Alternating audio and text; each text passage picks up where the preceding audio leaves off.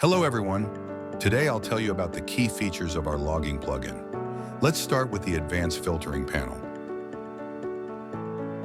Our plugin allows you to easily filter logs by categories, verbosity levels, classes, objects, and custom tags, which makes finding the right information much simpler. Click on the Category Filtering button, and a list of all available categories in your project will appear. You can select one or multiple categories, and the log will display only the events that match your selection. In the same panel, you also have access to sorting. You can select frequently used categories, and they will appear at the top of the list. You can hide specific categories or groups. Additionally, you can search for the category you need within the panel.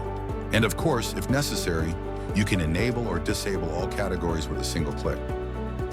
Tab panel.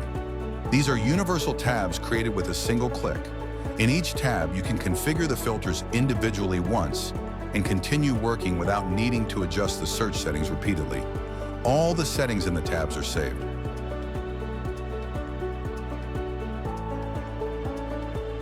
Text filter. This filter will show only the log lines that contain the characters you entered.